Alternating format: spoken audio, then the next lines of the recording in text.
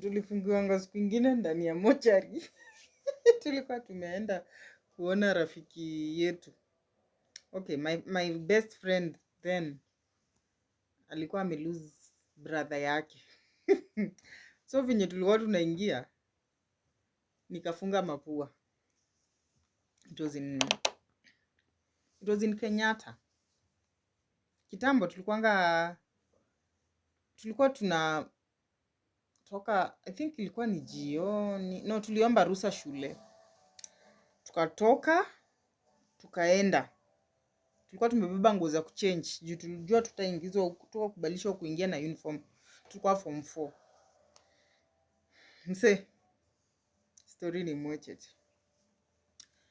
So huyo kijana, huyo brother ya beshte yangu, aligonjeka few weeks, like 3 weeks na akapass. Na mimi sikuwahi ingia mochari. Actually, kutoka hiyo time, 2012, ndio tulikuwa ndio saa hii story ili happen. Then, the second time nimeingia mochari ni time mzae wangu amekufa. My dad. So the first time kwenda, kumbe hawa watu watakangi uteme mate ama ufunge mapua. We didn't know. So kwa pavement, hatukuingilia hii side ya kuview body, tuliingililia the other side. Kuna ile side ingine yenye wanatoleanga mwili. Tuliingilia hiyo side. So kuna place ukiingia Kenyatta mochari, there's a pavement, then offices, then his side. Watu wenye wameletwa saa hiyo. Wenye wampata ajali, wenye wamekufia huko kunaitwa aje, hosi wenye wanaletwa. So si tukikuja tunapatana na zile dish kubwa za dish za color, what's the color, silver. So we didn't know hizo zinabeba watu. Tukauliza huyo mtu, alikuwa amevaa tu gumboots, amefunga mask. Tukamwambia hizi ni za kubeba, mnaletea watu chakula ama? Juu of course kuna staff huko. Akacheka. Alicheka akatuambia hapana, msijali. Akatuliza mnaenda kufanya nini na hiyo side, mmeingilia side mbaya, lakini juu mmeshafika na hapa, acha niwaongeleshe hii side sasa. Na unajua mtu akienda analipa. But huyo msichana alikuwa amezoeanga kuenda huko, so hiyo siku sijui hata kama tulilipa, cause nakumbuka tu tukiingizwa huko ndani. So mali tulipitishiwa, they avoid usiingililie huko, cause hiyo side, if you are weak, if you are weak, kama wewe uko weak, unaweza hata collapse. Tuliingia, alafu tena kuna masaidi mali tuseme kama watu wanachukuliwa kesho, masanduku zao zimewekwa hapo. Rafiki yangu akaona mtu amewekwa kwa nini, inaitwa aje, amewekwa kwa amelalishwa hivi na alikuwa anakaa fani, akaniguza hivi, akaniambia kai tunaenda. Nikamwambia hebu tulia, acha ujinga. Tulikuwa 3.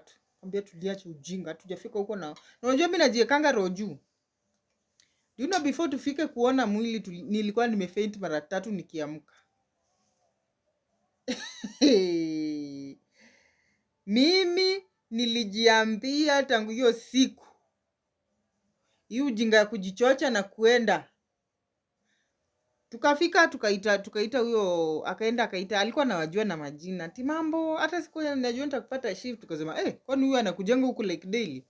Mtu akatuambia sawa, acha niende niwatolee mwili like 15. Na wanatuambia watutolee mwili na tumesimama mali mili ziko.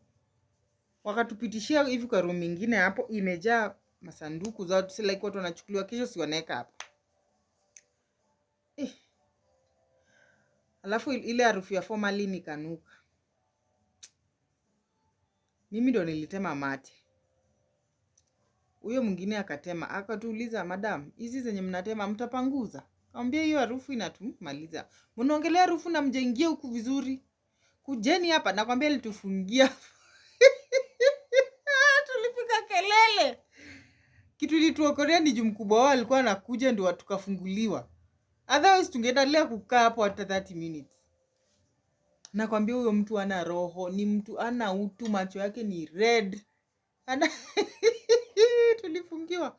Nakwambia tulikuwa tunalia, tunaamka. Juu mmefungiwa na unajua by the way hiyo place, hizo fridge zinalianga ile speed mbaya.